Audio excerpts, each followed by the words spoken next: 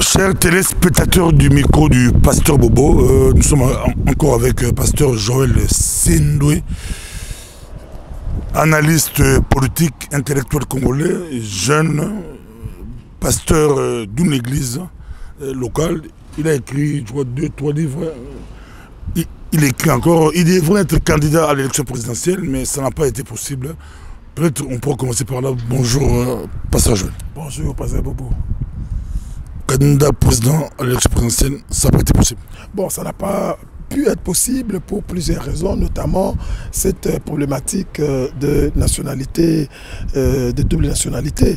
Nous avons toujours dit que la nationalité belge et la nationalité congolaise étaient une même nationalité, mais bon, comme c'était préparé déjà de manière à ce que certaines personnes soient disqualifiées, donc nous avons été victimes de ça. 24 avril 90, 24 avril 2019, vous dites quoi?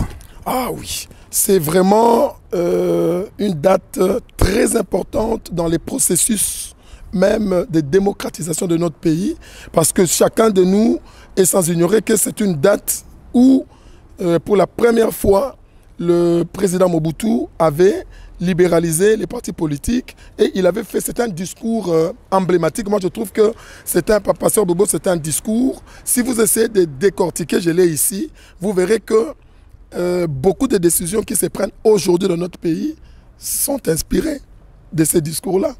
Vous allez voir quand il dit, il essaye un peu le multipartisme à 3 et il a essayé de donner l'idée qu'il y a déjà l'IDPS qui est ce deuxième parti, et le troisième parti, c'était le parti que lui-même, il avait essayé de créer avec ces ténors, les Kamandais et les autres, les FCN. Si vous voyez l'idée qu'il a donnée, il a dit que le troisième parti devra avoir une assise nationale très élevée.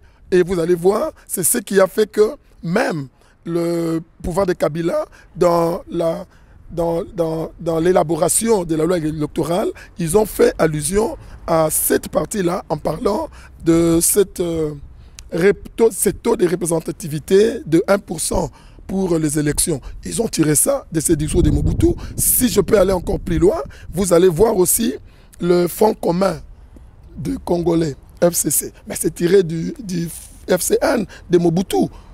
Et malheureusement, l'opposition d'aujourd'hui, je peux le déplorer, nous ne tenons pas compte des textes. À l'époque de l'IDPS, comme Mobutu a parlé de cela, le ténor de l'opposition tel que les Liaou avait tout fait pour que cela ne soit pas seulement à 3 partis, mais que le multipartisme soit intégral. C'est ce qui est arrivé. Malheureusement, nous avons subi cela parce que nous ne tenons pas compte des lois, mais nous regardons seulement à certaines choses.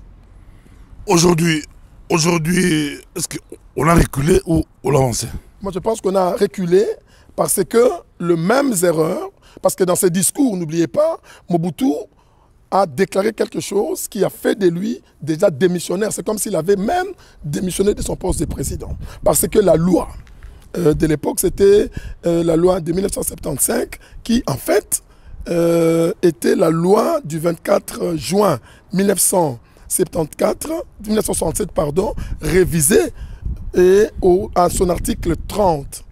Il était stipulé bien ceci que les présidents de la République étaient des droits président du MPR. C'est-à-dire pour être président de la République, on devait être président du MPR. Dès lors que Mobutu avait pris congé du MPR, automatiquement, de facto, il était démissionnaire, il n'était plus président. L'opposition n'avait pas tenu compte de ça. L'opposition était dans l'euphorie de cette joie-là de démocratisation. Et c'est après que Mobutu s'est rendu compte qu'il était démissionnaire. Il est allé réparer les choses au Parlement. Vous allez voir que les mêmes erreurs sont arrivées. En 2013, M. Kabila, si ma mémoire est bonne, le 5 septembre 2013, il va signer une ordonnance convoquant les concertations nationales. Or, dans cette convocation-là, si vous voyez l'exposé des motifs, il met en exergue le fait que l'intégrité territoriale et l'unité nationale était menacée, l'intégrité du territoire. Or, en reconnaissant qu'il n'a pas pu maintenir l'unité nationale, l'intégrité territoriale de notre nation, il avait démissionné parce qu'en prêtant serment, il a prêté serment pour, en fait, garantir cela. Donc, il a, d'une manière tacite, démissionné, déclaré qu'il était démissionnaire. Parce que je reste avec vous, mais on va essayer de bouger un peu, on va bouger un peu, ça devient très intéressant. Vous semblez dire que Mobutu avait raison face à Tshisekedi le 24 avril 90. Là, on va s'attarder là-dessus. Donc, pasteur Joël, vous semblez dire que Mobutu avait raison face à Tshisekedi. Or, donc ils diront que Tshisekedi voulait... on dit plein de démocratie, il fallait libéraliser, il ne fallait pas choisir un groupe. Vous dites aujourd'hui que Mobutu avait raison. Merci beaucoup. Là, on ne s'est pas compris, pasteur Bobo. J'ai bien expliqué. L'idée première de Mobutu, c'était qu'il y ait un multipartisme à trois. Le troisième parti, le FCN, c'était un parti pilote satellite du MPR, qui était composé de Kamanda, Wakamada et les autres. C'est-à-dire qu'ils avaient peaufiné les choses comme les FCN l'ont fait aujourd'hui contre le peuple, contre l'opposition. Heureusement, à l'époque de l'UDPS, donc de l'opposition radicale de ces temps-là, de naguère, il y avait des ténors, des grands juristes comme le professeur Liaou, qui avaient vu les choses sous cet angle-là et en connivence avec tous les partis de l'opposition, ils ont d'abord fait les fonds de l'Union sacrée. L'Union sacrée pour demander à ce que la démocratisation soit intégrale. Ça, c'est la victoire que les camps de l'opposition, en l'occurrence le Kibasa, les Liaou et les autres, avaient gagné. Mais là où ils n'avaient pas pu saisir les choses, c'était la subtilité de ces discours-là qui, en fait, était une démission de Mobutu, eu égard à l'article 30 de la Constitution de l'époque, qui stipulait que le président de la République, avant d'être président de la République, on devait d'abord être président du MPR. Donc, quand il a pris congé du MPR, de facto, il avait démissionné, donc le poste de président était vacant, donc il n'y avait même pas lieu d'aller faire autre chose. Il fallait organiser les élections, il fallait appliquer la loi de l'époque, la Constitution, stipulait qu'en cas de vacances, en cas de décès du chef de l'État, c'était le président de l'Assemblée qui prenait le pouvoir. Donc à cette époque-là, c'était M. Anzoulouni. Si on vous demandait de faire le parallélisme, aujourd'hui, c'est comme si c'est la sélection naturelle. On voit les partis se rassemblent, FCC, Cash, Lamuka. C'est le multipartisme à toi que Mobutu avait proposé? C'est ce que nous voyons. Pasteur Bobo, moi je vous dis, on n'est pas sorti de l'auberge. Aujourd'hui, les gens qui ont critiqué Mobutu, les gens qui ont stigmatisé Mobutu, peuvent nous donner raison. Tout ce qui se passe aujourd'hui, c'est tout ce que Mobutu avait peaufiné. Je vous dis la vérité. Je vous ai parlé du FCN. Il parle des fonds communs de Congolais, FCC. D'où est revenue cette idée du FCN de Mobutu. Il vous parle aujourd'hui, dans la loi électorale, ils ont parlé des taux de représentativité de 1%. Et pourtant, durant toutes les élections dans notre pays, on parle des cautions électorales. Mais là, ils ont parlé de ça par rapport à ce que Mobutu avait fait. Malheureusement, c'est nous, l'opposition, qui n'avons pas été futés, n'avons pas été malins pour comprendre les jeux du pouvoir en place. À l'époque de Tshisekedi et les autres, ils avaient compris, ils ont essayé de tout faire pour qu'il n'y ait pas simplement 3 partis, parce que l'UDPS aurait été isolé par 2 partis, donc le MPR et son petit frère, le FCN. Et c'est ce qu'ils ont reproduit aujourd'hui. C'est-à-dire, les FCC, c'est vraiment leur parti qu'ils ont fabriqué comme les FCN de l'époque, et ils ont tout fait pour avoir avec eux les cash. N'oubliez pas, les cash, c'est vraiment le prix produit du PPRD. Quand on voit M. Kamere, c'est le produit du PPRD, et nous sommes en voie de nous dire tout ce qui s'était passé à l'époque de Mobutu et ces discours, Pasteur Bobo, je vous dis, ces discours, si vous les voyez, vous verrez que c'est un discours qui a inspiré beaucoup de décisions dans notre pays. Je vais encore aller plus loin en tant que juriste. Je vais vous parler de la loi organique qui crée la CNI.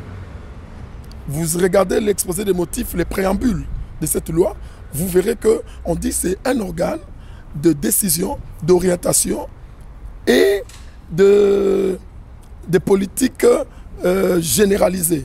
C'est-à-dire, quand vous prenez cela, c'est la copie conforme et collée des attributions dévolues au comité central de l'époque de Mobutu, organe d'orientation des décisions du MPR. Là, il change seulement, ce n'est plus le MPR, c'est la CNI.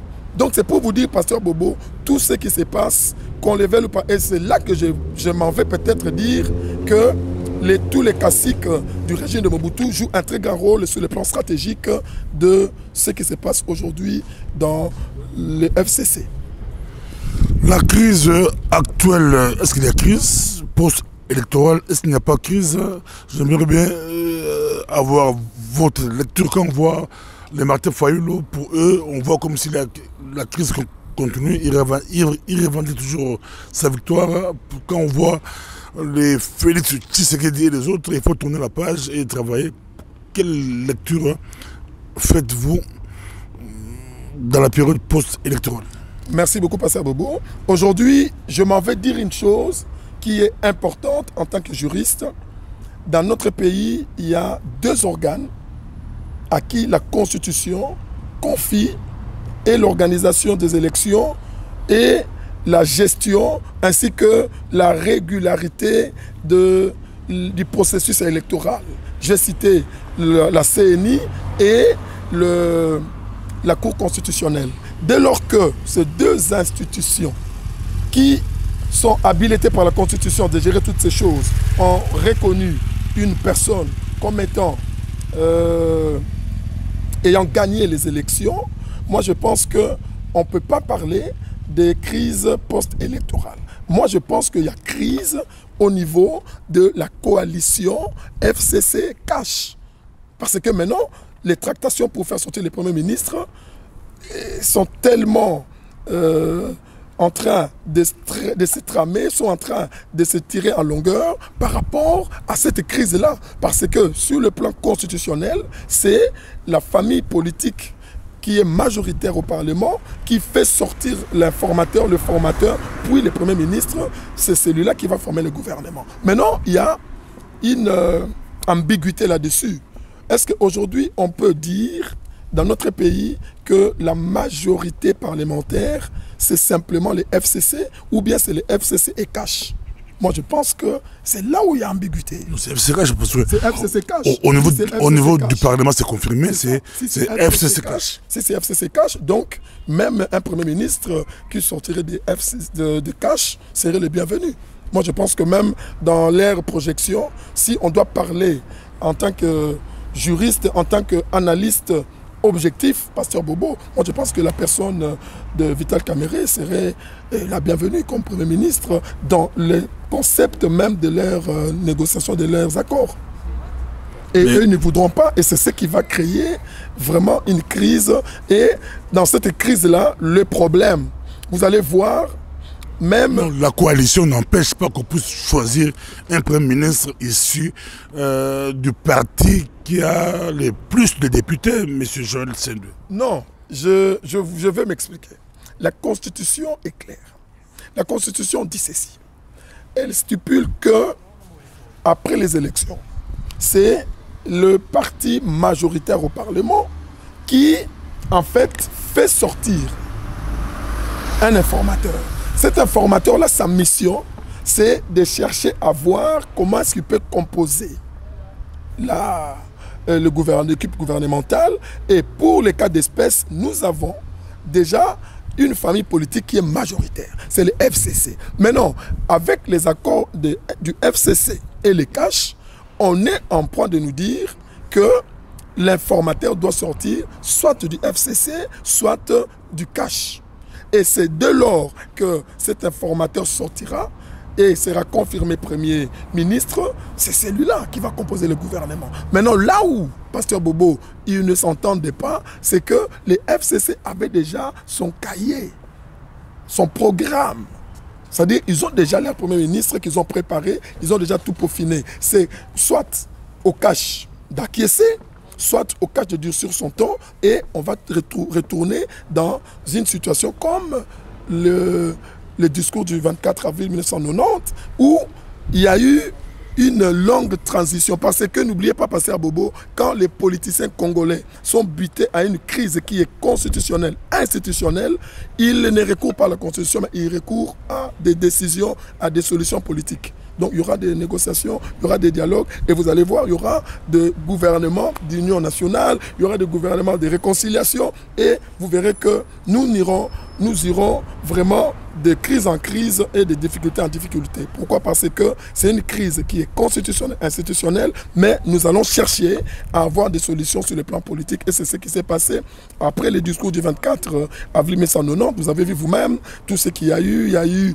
le Premier ministre qui devait sortir de la conférence nationale, il y a Lunda Bouloulou qui devait démissionner. Après, encore, là où je vous dis que Mobutu inspire beaucoup le gouvernement, le pouvoir, les FCC, c'est, regardez, même quand vous essayez de voir, il y a eu, pour faire le contrepoids à l'union sacrée de l'opposition issorale, il y a eu ce qu'ils ont appelé, avec Birundoa qui sont le Premier ministre, il y a eu, Pasteur Bobo, dans leur conclave, il y avait les forces politiques du conclave, les FPC.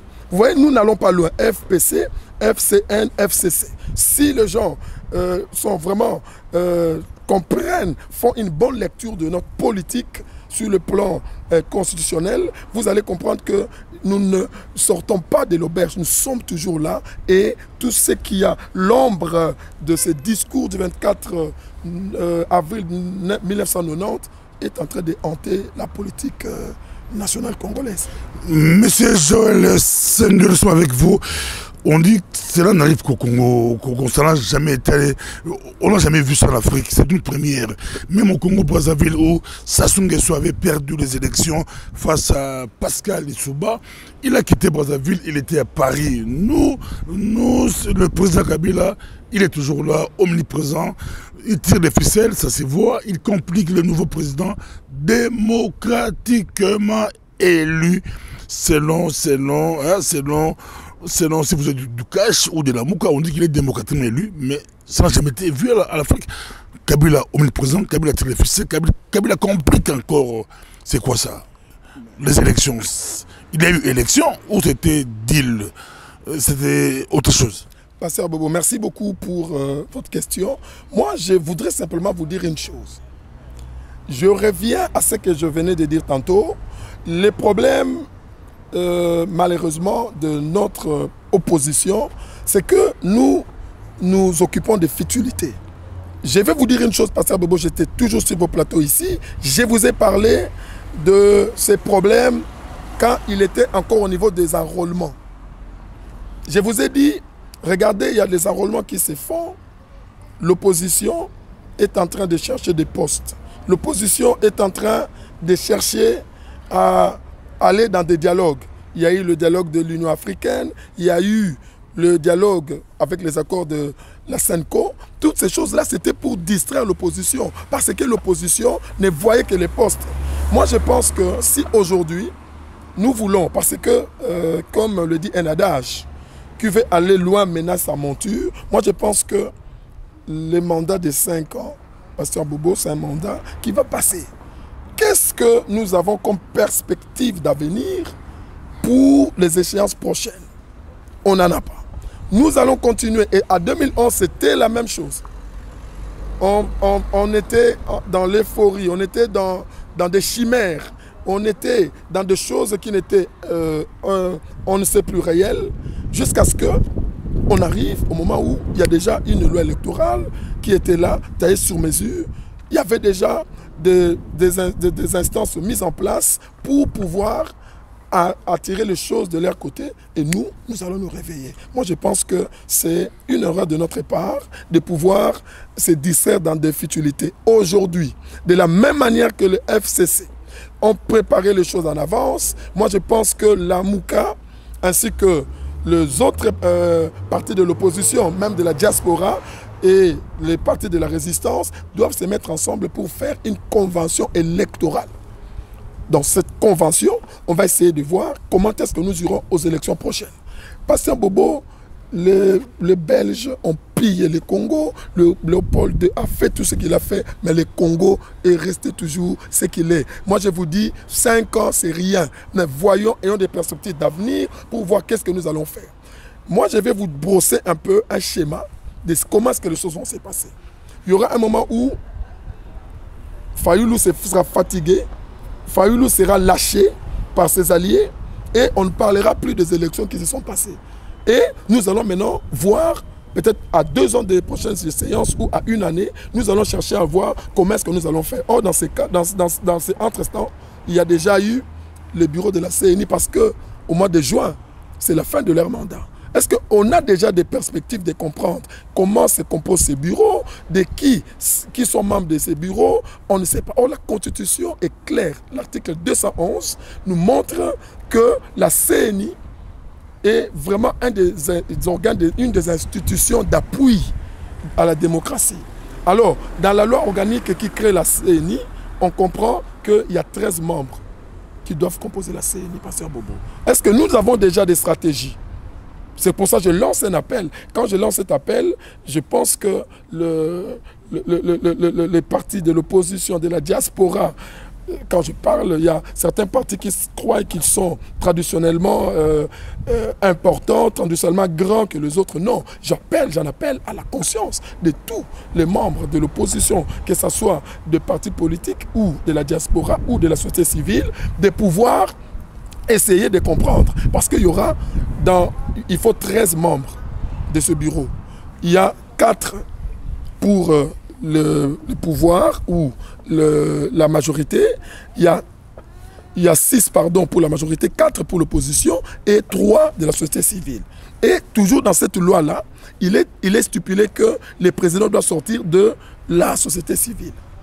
Qu'est-ce que nous faisons? Est-ce que nous avons une opposition? Nous avons déjà des gens que nous pouvons déjà préparer pour que les élections prochaines, nous ayons une loi électorale qui nous soit favorable, qui ne soit pas biaisée. Tout ça, les gens ne voient pas. La Cour constitutionnelle, c'est une institution qui est importante pour le processus électoral, même dans les cheminements de beaucoup d'orientations politiques dans notre pays. Est-ce que dans l'opposition, on se met? C'est pour cela, Pasteur Bobo, moi, j'en appelle à la conscience et à la prise de conscience de tous les compatriotes qui voudraient qu'il y ait changement au pays, qu'on fasse une convention électorale dans laquelle nous allons préparer toutes les stratégies pour qu'on puisse être représentatif au niveau de la CENI, au niveau de la Cour constitutionnelle, en fait, pour peser au cas où il y aura certaines choses qui voudraient faire en sorte que la Constitution soit biaisée ou orienter les choses vers une famille politique précise dans les élections. Merci beaucoup Joël. Mais là, Dr Mukwege a déjà donné la réponse pour lui. Il faut laisser Martin Fayoulou défendre la vérité des urnes. Si vous cassez, si vous empêchez Martin Fayoulou de faire ce qu'il fait aujourd'hui, rassurez-vous que dans 5 ans, ce qui s'est passé aux élections passées, ça va, ils vont encore frauder, ils vont encore tricher. Ça c'est docteur Denis Mukwege. Je commence à comprendre qu'au Congo, nous devons faire la part des choses. Docteur Mukwege est de formation, il est médecin, il a fait la médecine. Nous parlons en tant que technicien de droit. Nous parlons, parce que les problèmes des Congolais aujourd'hui, nous parlons selon des états d'âme, selon... Non, moi je vous parle en tant que juriste, toute ma vie. Je n'ai étudié que le droit. Donc c'est des choses que nous maîtrisons. Moi je pense que Dr Mukwege, c'est comme c'est malheureusement dans notre pays, nous voyons que tout le monde, j'ai beaucoup de respect pour le Dr Mukwege, pour tout ce qu'il fait.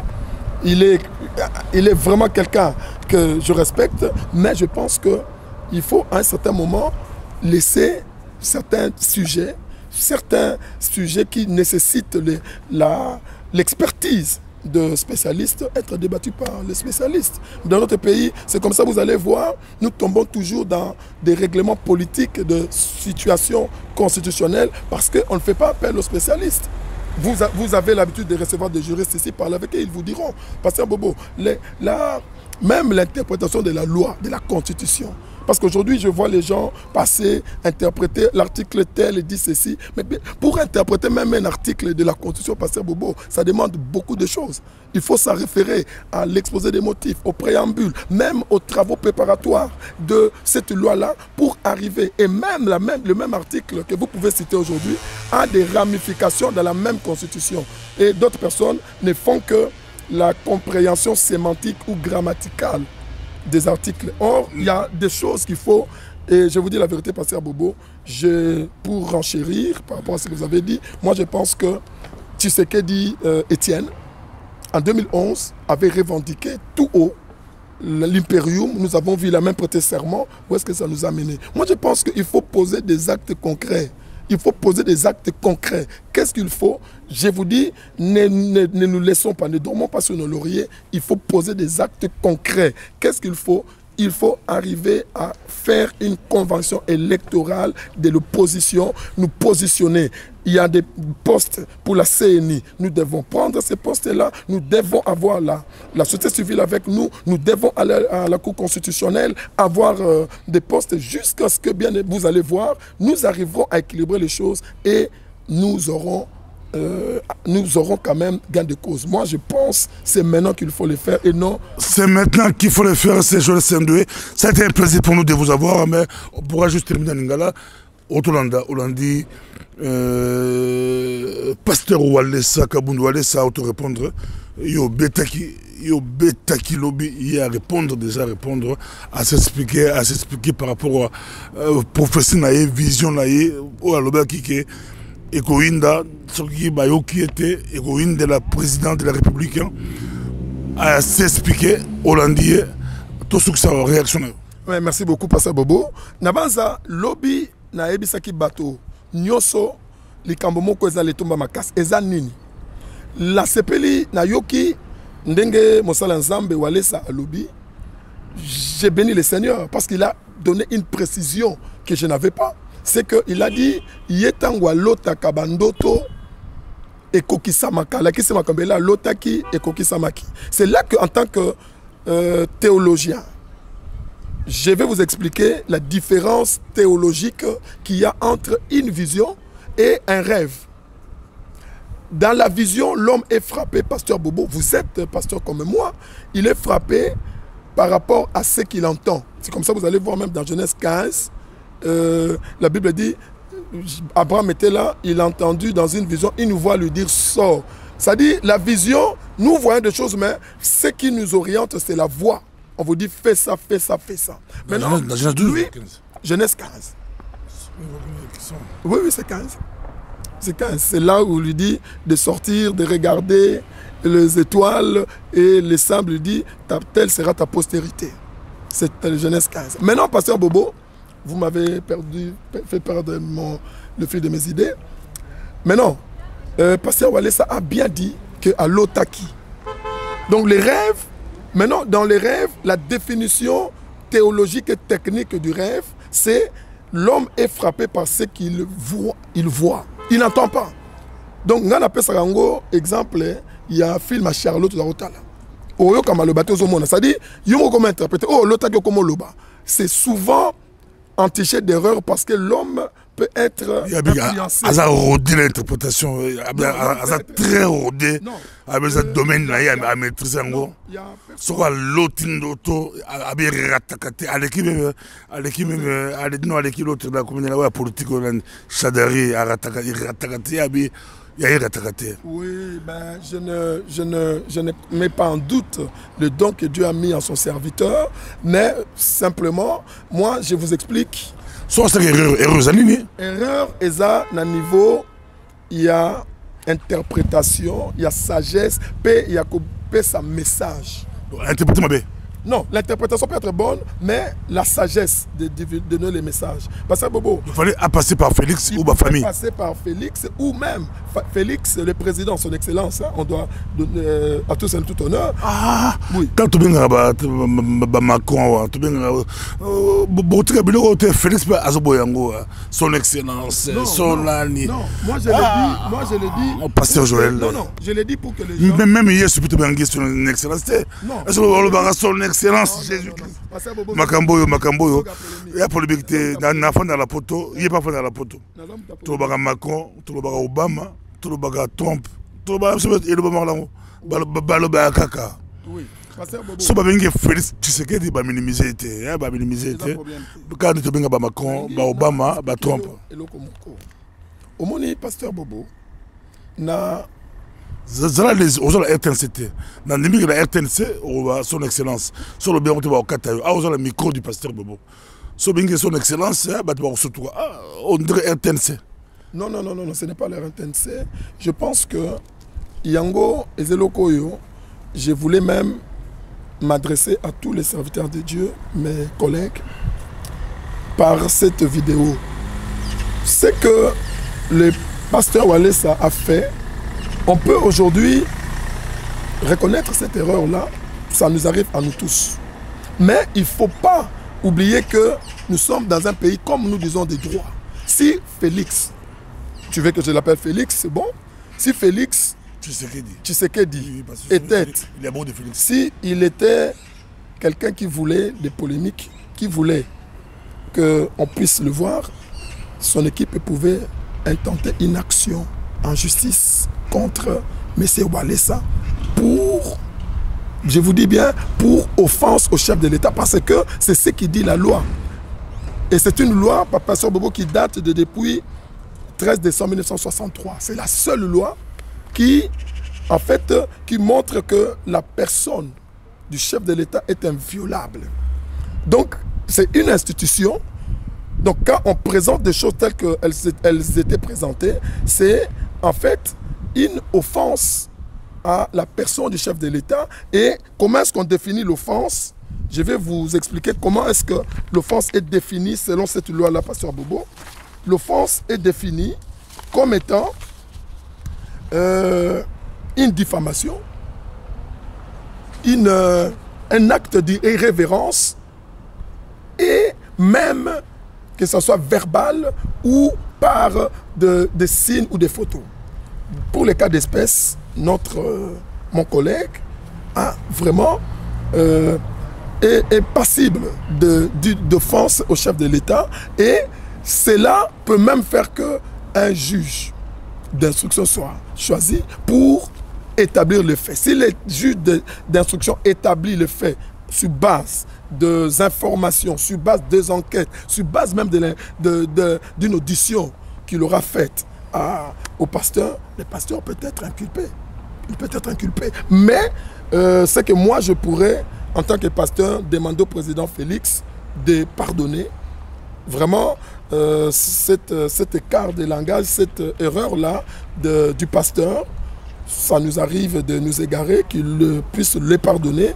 Et au pasteur Walesa, je demanderai s'il y a moyen de trouver même les pasteurs qui sont autour du président pour présenter ses excuses. Comme ça, on oublie ça. Mais que nous, hommes de Dieu, nous comprenons aussi, nous devons faire la part. Quand il y a un message, je ne conteste pas le message, il y a des moyens de pouvoir y arriver. On peut voir les pasteurs qui sont là et intercéder, prier pour que les choses puissent changer.